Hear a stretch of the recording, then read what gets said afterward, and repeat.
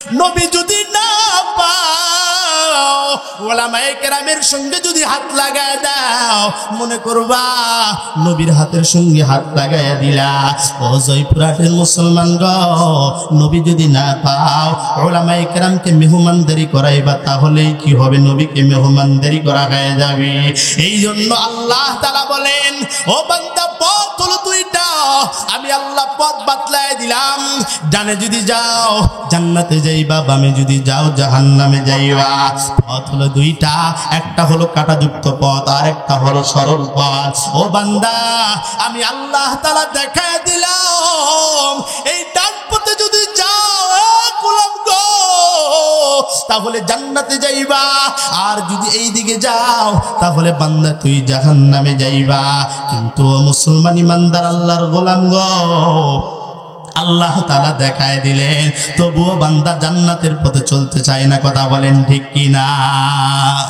আদর করিয়া মানুষ বানাইয়া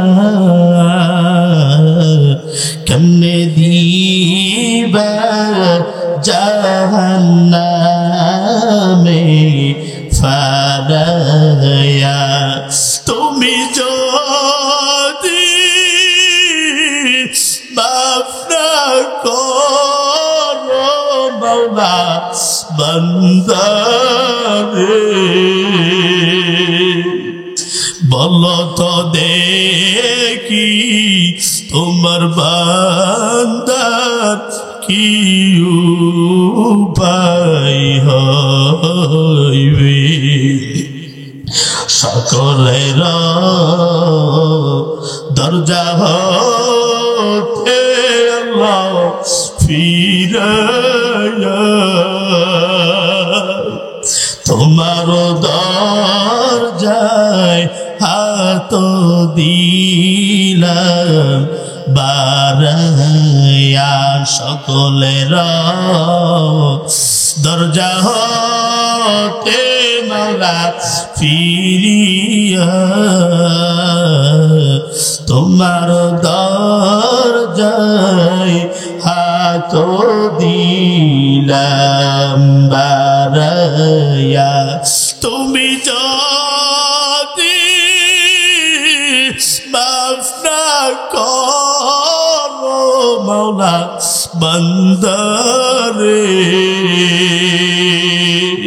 বলো তো দেখি বান্দার কি উপায় হইবে। আপন হাতে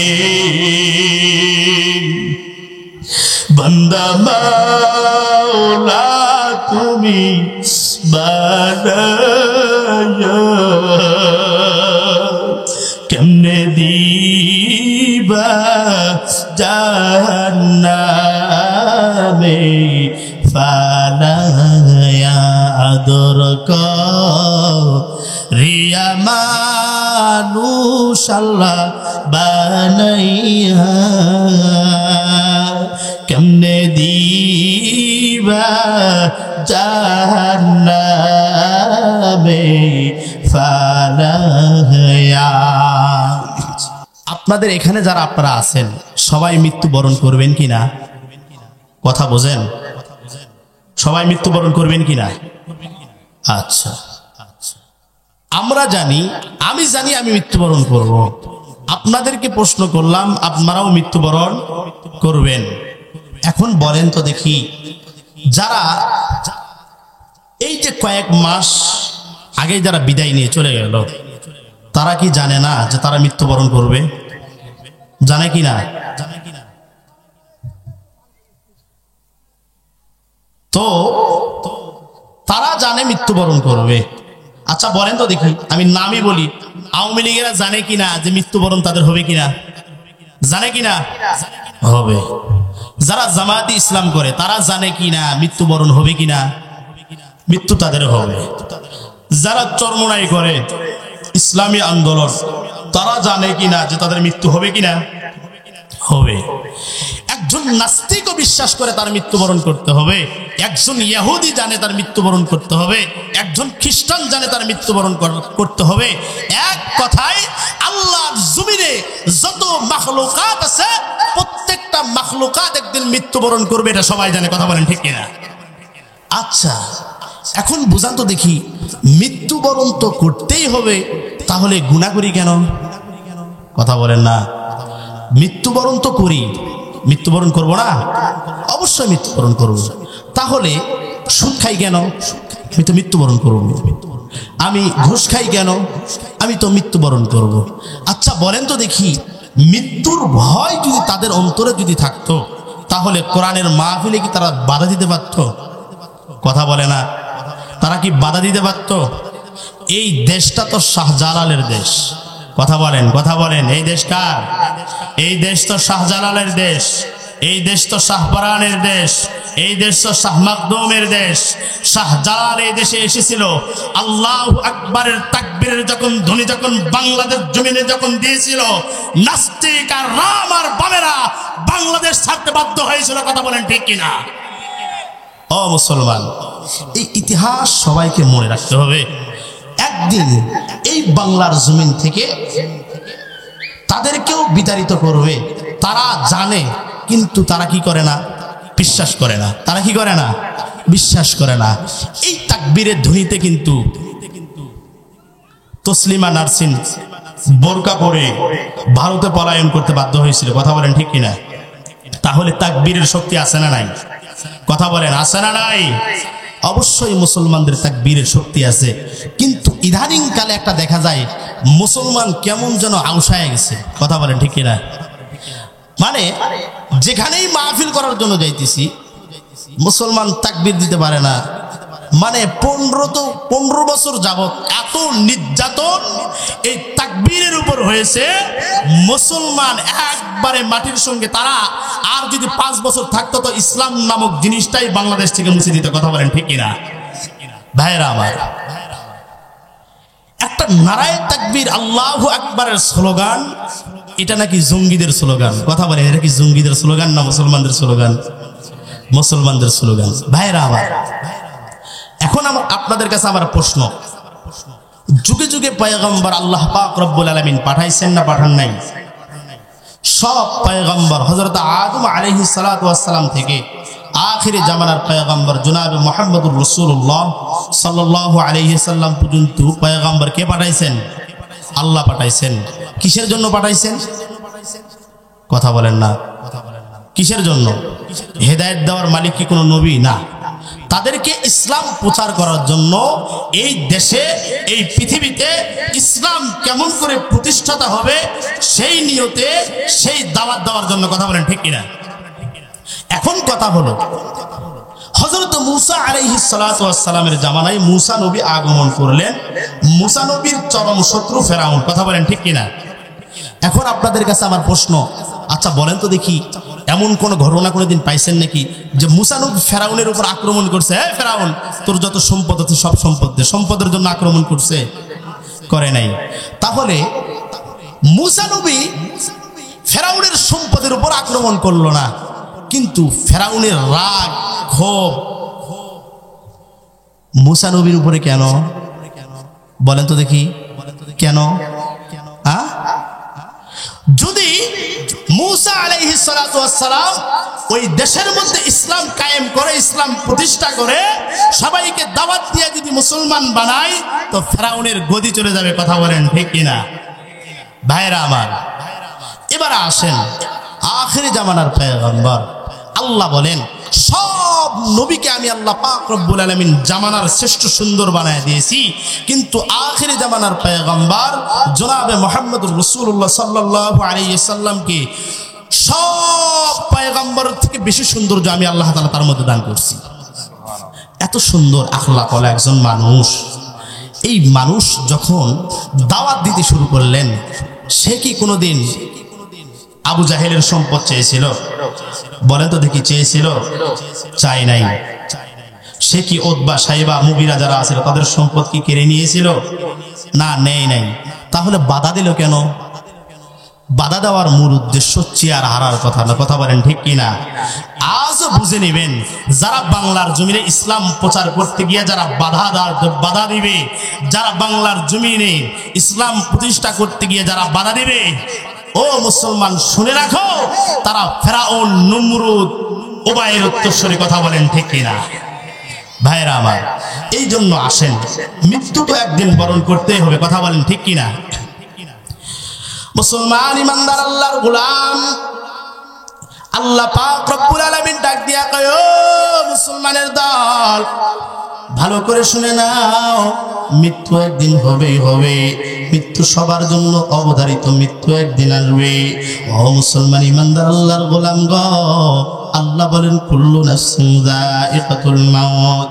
আল্লাহ বলেন আমি আল্লাহ তাআলা তোর জীবন দিয়েছি। ও বান্দা, আমি আল্লাহ তাআলা তোর শরীরের মধ্যে রূহ দিয়েছি। ও বান্দা, এমন একটা সময় আসবে আমি আল্লাহ আজরাইলকে পাঠায়া তোর রূহ দুনিয়াতে নিয়ে চলে আসব। ও ইমানদার আল্লাহর গোলাম, আল্লাহ তাআলা দুনিয়াতে পাঠাইয়া মৃত্যুর এলান করে দিয়েছে গো। একদিন সবাইকে মৃত্যু বরণ করতে হবে। প্রত্যেকটা মুসলমান জানে আবার মৃত্যু হবে, তবুও নামাজ পড়ে না, তবুও রোজা রাখে না, তবুও হজ করে না, তবুও যাকাত দেয় না, তবুও গুনাহ করে, কথা বলেন ঠিক কিনা? ও মুসলমান ইমানদার আল্লাহর গোলাম, আল্লাহ বলেন ওয়াকাদা রাব্বুকা আল্লা তা'বুদু ইল্লা ইয়াহু ওয়া বিল ওয়ালিদাইনি ইহসানা। আল্লাহ পাক রব্বুল আলামিন ডাক দিয়া কয়, ও মুসলমান ইমানদার আল্লাহর গোলাম, ভালো করে শুনে নাও, আমি এক আল্লাহর ইবাদত করবা, আমি এক আল্লাহকে ইলাহ হিসেবে মানবা।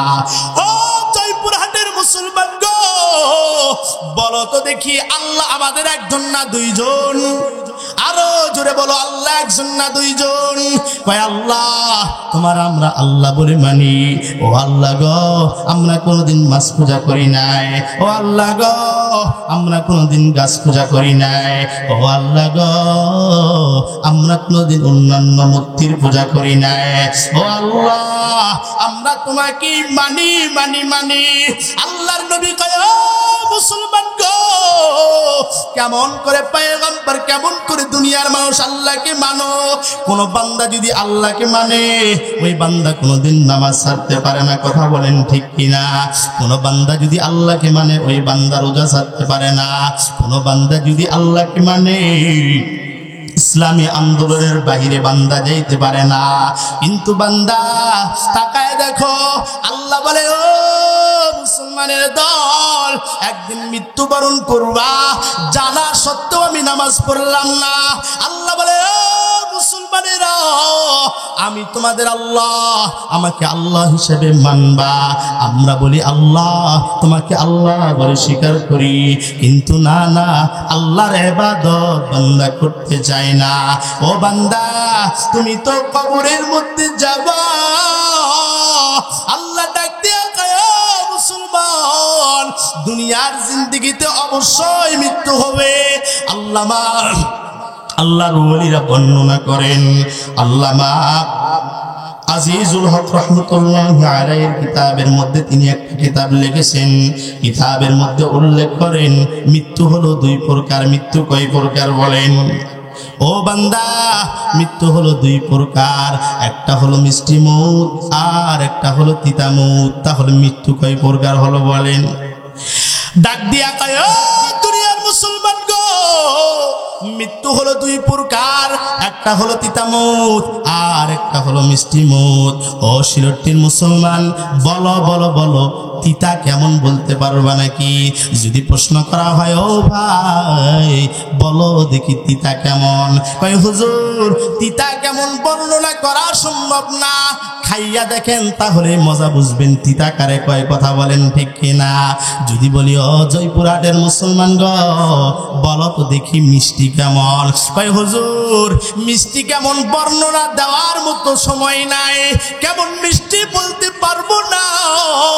তবে মিষ্টি যদি উল্লেখ করতে চান, মিষ্টির স্বাদ যদি নিতে চান, তাহলে আপনাকে মিষ্টি খাইতে হবে। কথা বলেন ঠিক কিনা? আল্লাহর নবী কয় মৃত্যু হলো দুই প্রকার। উলামায়ে কেরাম বলে মৃত্যু হলো দুই প্রকার, একটা হলো মিথ্যা মউত আর একটা হলো মিষ্টি মউত। এখন এই তিতা মউত কার হবে আর মিষ্টি মউত কার হবে? যদি বলা হয় ও মুসলমান গো, বলো দেখি জান্নাত চাও নাকি জাহান্নাম চাও? আপনারা জান্নাত চান না জাহান্নাম চান? কারা কারা জান্নাত চান দুইটা হাত তুলে দেখান তো দেখি। লিল্লাহি তাকবীর, লিল্লাহি তাকবীর। এখানে কেউ বলে নাই আমি জাহান্নাম চাই। কথা বলেন ঠিক কিনা? কিন্তু বান্দা আল্লাহ বলে ও গোলাম, জান্নাতে যদি যাইতে চাও তাহলে আমল করতে হবে। আমল যদি না থাকে তাহলে বান্দা তুই জান্নাত পাবি না। আল্লাহ বলেন আমি আল্লাহর পথ হলো দুইটা, একটা হলো আমি আল্লাহর পথ আর একটা হলো আমি যে শয়তান পাঠাইছি শয়তানের পথ। আল্লাহ বলেন একটা হলো হিজবুল্লাহ আর একটা হলো হিজবুশ শয়তান। আল্লাহ বলে বান্দা গো, একটা হলো আমার পথ আর একটা হলো শয়তানের পথ। কেমনে আমার পথ চিনবা? একটা জান্নাতের পথ আর একটা জাহান্নামের পথ। কেমনে জান্নাত চিনবা, কেমনে জাহান্নামের পথ চিনবা? এই জান্নাত জাহান্নাম চিনার জন্য আমি আল্লাহ লক্ষাধিক পয়গম্বর দুনিয়াতে পাঠাইছি। ও বান্দা গো, হয়তোবা তোমাদের যুগে নবী থাকবে না। আল্লাহর নবী বলেন, আল্লাহ তাআলাও বলেন ইন্নাল উলামা ওয়ারাসাতুল আম্বিয়া। দুনিয়ার মানুষ গো, এমন একটা সময় আসবে যেই সময় নবী থাকবে না, কিন্তু উলামায়ে কেরাম থাকবেন। কথা বলেন ঠিক কিনা? হযরত আব্দুল্লাহ ইবনে আব্বাস বলেন যেই সময় নবী থাকবে না ওই সময় উলামায়ে কেরামের কথা শুনে আমল করবা, তাহলে নবীর কথা শুনে আমল করার মতো সওয়াব আল্লাহ তাআলা দিয়া দিবেন। মুসলমান গো, আল্লাহর নবীর সাহাবী হযরত আবু হুরায়রা রাদিয়াল্লাহু তাআলা আনহু বর্ণনা করেন, নবী যদি না পাও, উলামায়ে কেরামের সঙ্গে যদি হাত লাগায় দাও, মনে করবা নবীর হাতের সঙ্গে হাত লাগায়া দিলা। ও জয়পুরহাটের মুসলমান গো, নবী যদি না পাও, উলামায়ে কেরামকে মেহমানদারি করাইবা, তাহলেই কি হবে? নবীকে মেহমানদারি করা হয়ে যাবে। এই জন্য আল্লাহ তাআলা বলেন ও বান্দা, পথ হলো দুইটা, আমি আল্লাহ পথ বাতলায় দিলাম। ডানে যদি যাও জান্নাতে যাইবা, বামে যদি যাও জাহান্নামে যাইবা। পথ হলো দুইটা, একটা হলো কাঁটাযুক্ত পথ আর একটা হলো সরল পথ। ও বান্দা, আমি আল্লাহ তাআলা দেখায় দিলাম, এই ডান পথে যদি যাও গোলাম গো, তাহলে জান্নাতে যাইবা, আর যদি এই দিকে যাও তাহলে বান্দা তুই জাহান্নামে যাইবা। কিন্তু মুসলমান ইমানদার আল্লাহর গোলাম গো, আল্লাহ তাআলা দেখায় দিলেন, তবুও বান্দা জান্নাতের পথে চলতে চায় না। কথা বলেন ঠিক কিনা? আল্লাহ বলেন আমি আল্লাহ তাআলা মৃত্যু দিলাম, মানুষ একদিন মৃত্যুবরণ করে দুনিয়ার জিন্দেগিতে আমি আল্লাহর কাছে আসবে।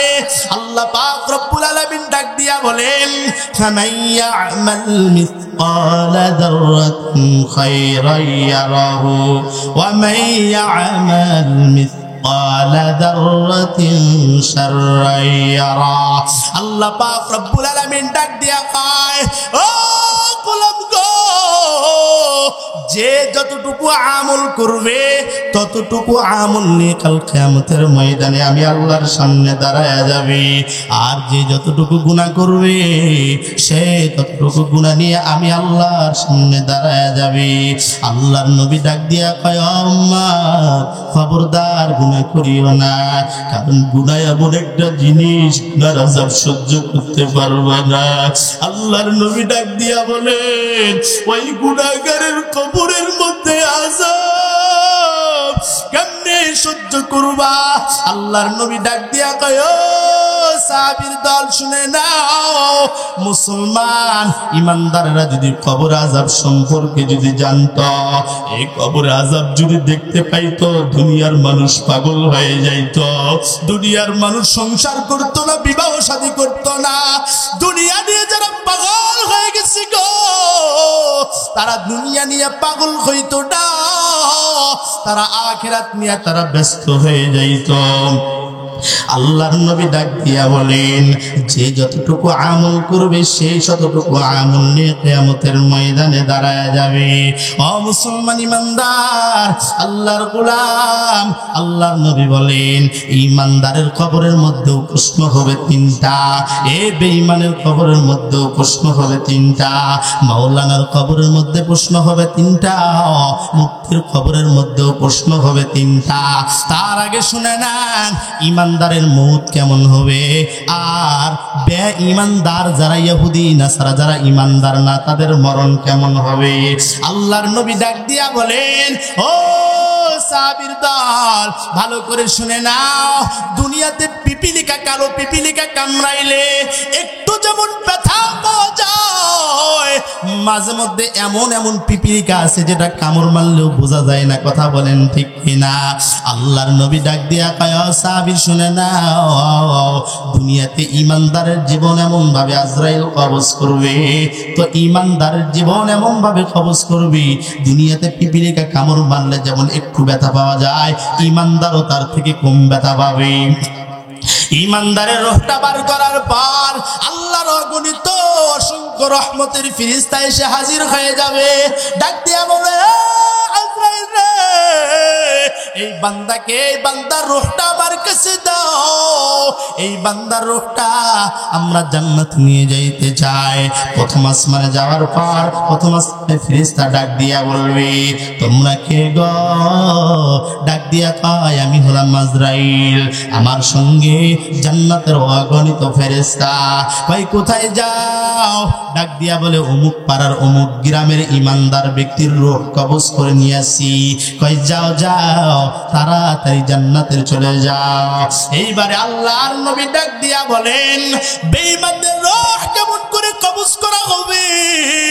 আল্লাহর নবী ডাক দিয়া কয়, ও সাহাবীর দল শুনে নাও, আজরাইলের চেহারা এত ভয়ঙ্কর রূপ নিয়ে দাঁড়াবে, জমিনের মধ্যে পা থাকবে তো সাত আসমানের উপর মাথা থাকবে। ওই আজরাইল রে দেখিয়া আল্লাহর গোলাম পেশাব করবে, পায়খানা করবে, কাঁপতে থাকবে গো। ডাক দিয়া কয়, ও আজরাইল গো, সবে মাত্র বাড়ি করলাম।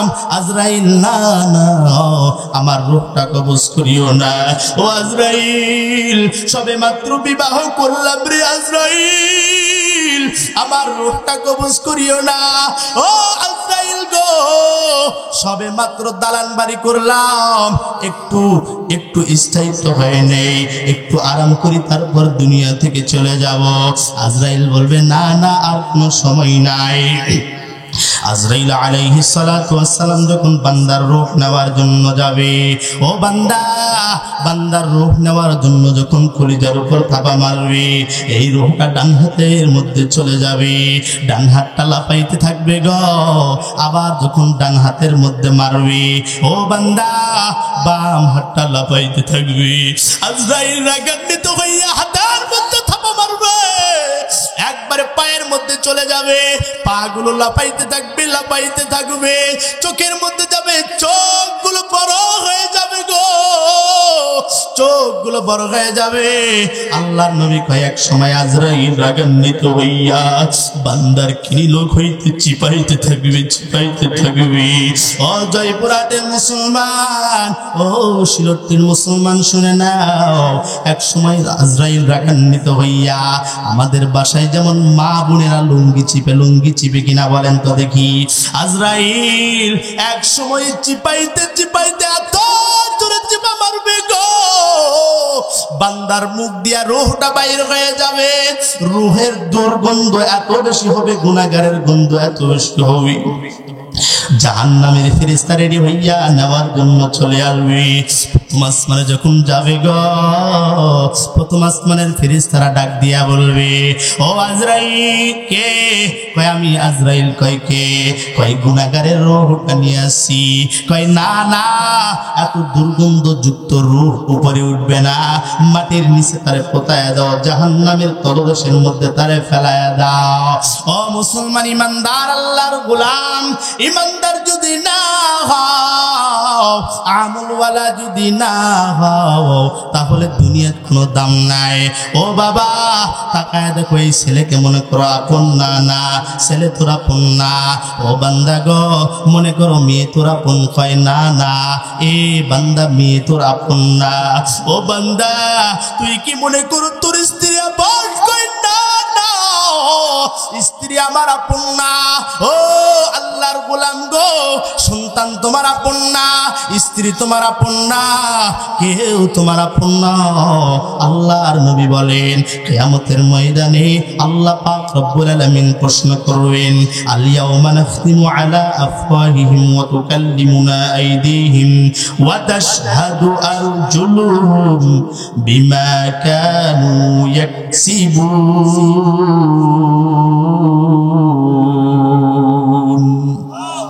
আল্লাহ পাক রব্বুল আলামিন হাতকে প্রশ্ন করবেন, এ বান্দা গো, আল্লাহ তাআলা প্রশ্ন করবেন কানকে, আল্লাহ প্রশ্ন করবেন জবানকে। আল্লাহর নবী বলেন, জবান সব সময় আল্লাহর সামনে দাঁড়ায়ও মিথ্যা কথা বলবি, আল্লাহ তাআলা জবানের মধ্যে মোহর মারিয়া দিবেন। ও বান্দা, পা প্রশ্নের উত্তর দিবি, হাত প্রশ্নের উত্তর দিবি, কান প্রশ্নের উত্তর দিবি, এই মাথার ব্রেনটাও আল্লাহর সামনে সাক্ষী দিবি। বলো হে গোলাম, আল্লাহ বলবে, ও হাত তোমার দ্বারা কি গুনাহ করেছি?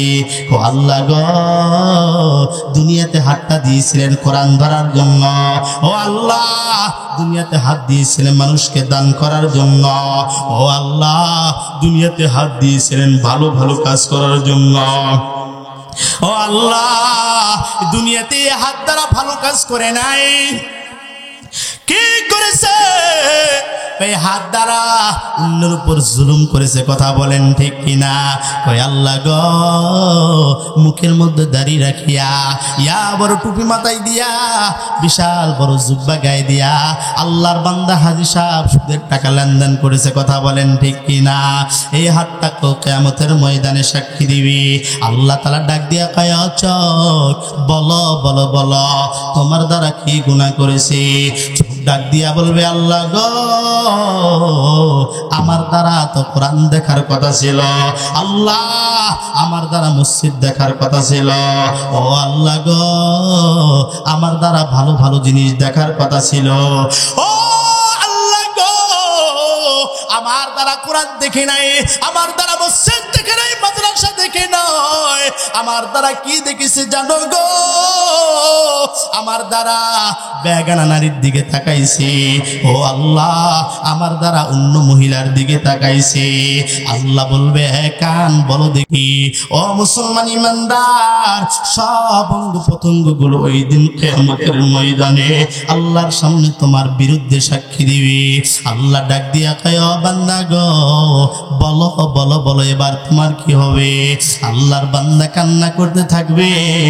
আল্লাহকে ডাক দিয়া বলবে, আল্লাহ তাহলে আমি জাহান্নামে চলে যাই।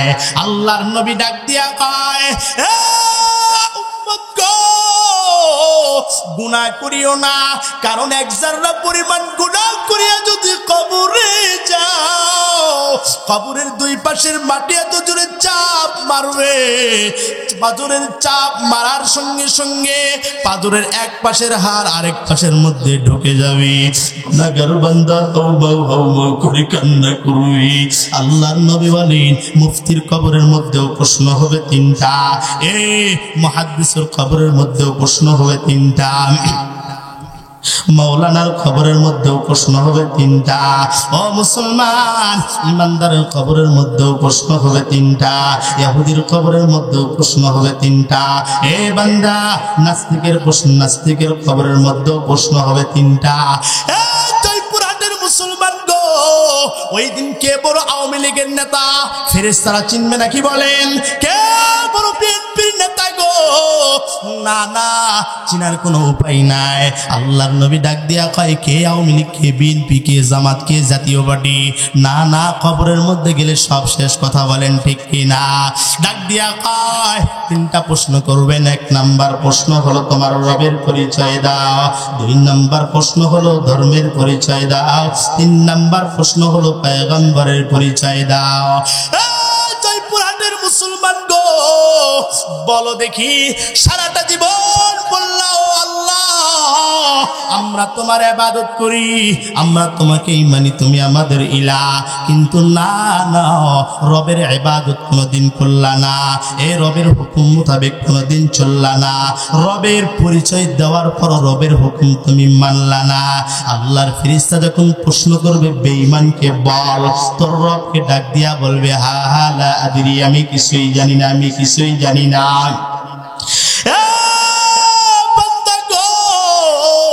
এবারে দ্বিতীয় প্রশ্ন যখন করা হবে, ও বান্দা বলো তো দেখি তোমার ধর্ম কি? ডাক দিয়া বলবে, আসলে আমার ধর্ম তো আগে ছিল ইসলাম, কিন্তু আমি ইসলাম ধর্মের কোনো তো আমল করি নাই। বান্দা বলবে, হা হা হা হা লা আদরি, আমি কিছুই জানি না, আমি কিছুই জানি না। আল্লাহর নবী ডাক দিয়া কয়, এবারে 3 নম্বর প্রশ্ন করা হবে, ও বান্দা বলো তো দেখি তোমার পয়গম্বরের পরিচয়টা দাও। পয়গম্বরের ছবি ধরা হবে, ডাক দিয়া বলবে, হা হা লা আদরি, আমি কিছুই চিনি না, আমি কিছুই জানি না। ও আল্লাহ গো, আল্লাহকে ডাক দিয়া বলবে, ও আল্লাহ গো, তোমার বান্দাকে প্রশ্ন করলাম রবের পরিচয় দাও, না না, তোমার বান্দা পরিচয় দিতে পারে না। ডাক দিয়া বললাম ধর্মের পরিচয় দাও, না না, ধর্মের পরিচয় দিতে পারে না। ডাক দিয়া তো বান্দা গো, পয়গম্বরের পরিচয় দাও। ও আল্লাহ, পয়গম্বরের পরিচয় দিতে পারে নাই, এবারে কি করব? ডাক দিয়া বলে, ও ফেরেশতার দল, ওই গুনাহগার বান্দার কবরের মধ্যে জাহান্নামের আগুন জ্বালায়া দাও, জাহান্নামের একটা গেট বান্দার কবরের মধ্যে খোলা দাও। গুনাহগার বান্দার কবরের মধ্যে আযাব হতেই থাকবে, হতেই থাকবে। ও বান্দা, বান্দা চিল্লাচিল্লি করবে, কান্নাকাটি করবে। এই জন্য কবরের কথা ভাবার দরকার আছে না নাই? আদর রিয়া মানুষ আল্লাহ বানাইয়া, কেমনে দিবা জাহান্নামে ফালাইয়া। আদর রিয়া মানুষ আল্লাহ বানাইয়া, কেমনে দিবা জাহান্নামে ফালাইয়া। তুমি যদি মাফ করো আল্লাহ বান্দারে, বলো তো দেখি তোমার বান্দার কি উপায় হইবে। আদর রিয়া মানুষ আল্লাহ বানাইয়া, কেমনে দিবা জাহান্নামে ফালাইয়া। তুমি যদি মাফ না করো মাওলা বান্দারে, বলো তো দেখি তোমার বান্দার কি উপায় হইবে। সকলের দরজা হতে ফিরাইয়া তোমার দরজায় হাত দিলাম বারাইয়া সকলের দরজা হতে মাওলা ফিরিয়া তোমার দরজায় হাত দিলাম বারাইয়া তুমি যদি মাফ না করো মাওলা বান্দারে বলো তো দেখি বান্দার কি উপায় হইবে আপন হাতে বান্দা মাওলা তুমি বানায়া কেমনে দিবা জাহান্নামে ফালায়া আদর রিয়া মানুষ আল্লাহ বানাইয়া কেমনে দিবা জাহান্নামে ফালায়া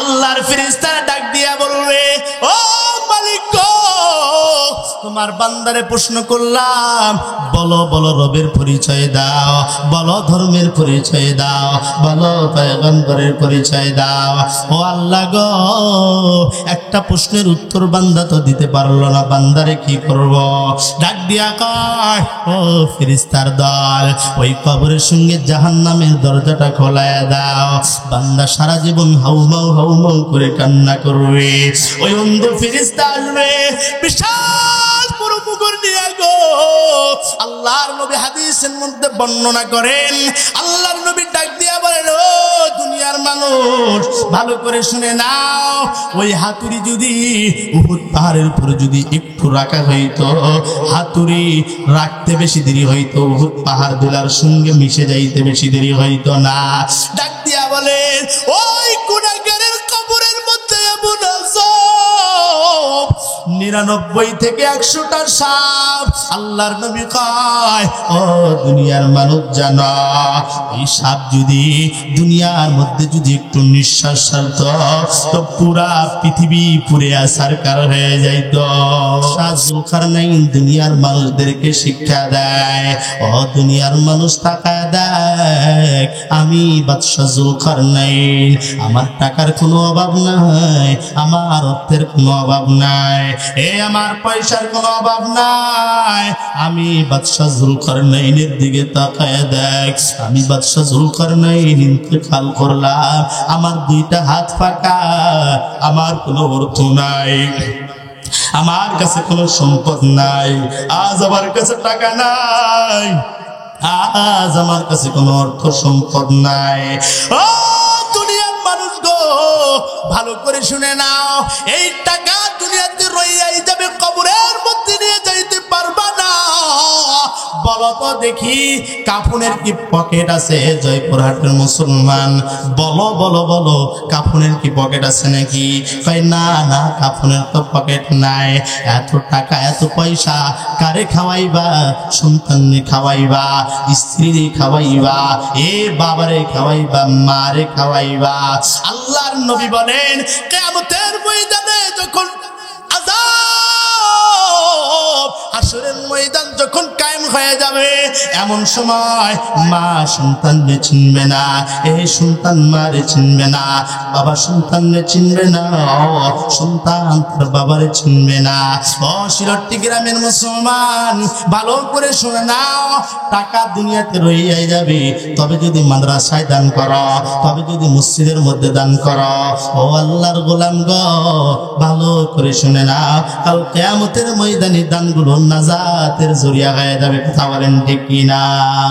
এই জন্য আল্লাহ বলেন ইন্নাল্লাহ আশতারা মিনাল মুমিনিনা মা আনফুসাহুম ওয়া আমওয়ালাহুম বিআন্না লাহুমুল জান্নাহ। আল্লাহ ডাক দিয়া বলেন নিশ্চয় আমি আল্লাহ মুমিনদের জান এবং মাল কিনে নিয়েছি। কে কিনে নিয়েছেন বলেন তো দেখি? আল্লাহ আমাদের জান এবং মাল কিনে নিয়েছেন। আল্লাহ বলেন বিআন্না লাহুমুল জান্নাহ, বিনিময়ে আমি আল্লাহ পাক রব্বুল আলামিন মুমিনদেরকে জান্নাত দিয়েছি। জয়পুরহাটের মুসলমান গো, বলো তো দেখি, আল্লাহ বললেন ইন্নাল্লাহ আশতারা মিনাল মুমিনিনা মা আনফুসাহুম ওয়া আমওয়ালাহুম বিআন্না লাহুমুল জান্নাহ। আল্লাহ বললেন আমি আল্লাহ তাআলা মুমিনদের জান এবং মাল কিনে নিয়েছি, বিনিময়ে মুমিনদেরকে আমি আল্লাহ জান্নাত দিয়েছি। বলো হে মুসলমান, আল্লাহ তাআলা আমাদের সম্পদ নিছেন নাকি? কথা বলেন নিছেন নাকি? না না না, আল্লাহ তাআলা আমাদের সম্পদ নেই নাই। তাহলে আল্লাহ বললেন আমি আল্লাহ মুমিনদের জান এবং মাল কিনে নিয়েছি, বিনিময়ে মুমিনদেরকে আমি আল্লাহ জান্নাত দিয়েছি। কিন্তু না না, আল্লাহ তাআলা নিবেন বলেও নেন নাই। আল্লাহ তাআলা বলেন বিআন্না লাহুমুল জান্নাহ, বিনিময়ে আমি আল্লাহ তাআলা জান্নাত দিয়েছি। বলো হে শিরোটি গ্রামের মুসলমান, একজন বলো তো দেখি আল্লাহ তোমাকে জান্নাত দিয়েছে? বলেন আল্লাহ আপনাদেরকে জান্নাত দিয়েছি। তাহলে আল্লাহ বললেন আমি আল্লাহ দিব বলে দেই নাই, আমি আল্লাহ নিব বলে নেই নাই। আল্লাহর নবী হাদিসের মধ্যে উল্লেখ করেন আল্লাহ এমন কথা কেন বললেন? আল্লাহ বলেন ও বান্দা, আমি আল্লাহ নিব বলে নেই নাই, আমি আল্লাহ দিব বলে দেই নাই। ও বান্দা গো, আমি আল্লাহর দেওয়া সম্পদ, আমি আল্লাহর দেওয়া টাকা, আমি আল্লাহর দেওয়ার অর্থ, আমি আল্লাহ তাআলা তোর কাছে আমানত রেখে দিলাম। ও বান্দা গো, আমি আল্লাহ দেওয়া অর্থ সম্পদ তোর কাছে আমানত রেখে দিলাম। আমি আল্লাহর দেওয়া জান্নাত হে বান্দা আমি আল্লাহর কাছেও আমানত রেখে দিলাম। দুনিয়াতে যদি মসজিদে দান করো, মাদ্রাসায় দান করো, অর্থ সম্পদ যদি আমি আল্লাহর রাস্তায় যদি ব্যয় করো, এ বান্দা আমি আল্লাহর দেওয়া, আমি আল্লাহর দেওয়া অর্থ সম্পদ গুলো যদি আমানত গুলো যদি ঠিক জায়গায় যদি ব্যয় করতে পারো, মৃত্যু বরণ করতে বেশি দেরি হবে, আমি আল্লাহ তোরে জান্নাত দিতে বেশি দেরি করব না। আর মতো প্রিয় বন্ধু যার হৃদয়ে রয়, রবের মতো প্রিয় বন্ধু যার হৃদয়ে রয়, তার কি আর থাকতে পারে, তার কি আর থাকতে পারে দুঃখ কষ্ট ভয়। রবের মতো প্রিয় বন্ধু যার হৃদয়ে রয়, তোমার মতো প্রিয় বন্ধু যার হৃদয়ে রয়। শিশুকালে মায়ের দুধে বাঁচাও খোদা প্রাণ, মায়ের স্নেহে বেড়ে উঠি সবই তোমার দান। বন্ধু হয় ভালোবাসা, বন্ধু হয় ভালোবাসা, ছড়াও জগৎময়। তোমার মতো প্রিয় বন্ধু যার হৃদয়ে রয়, তোমার মতো প্রিয় বন্ধু যার হৃদয়ে রয়, তার কি আর থাকতে পারে, তার কি আর থাকতে পারে দুঃখ কষ্ট ভয়। তোমার মতো প্রিয়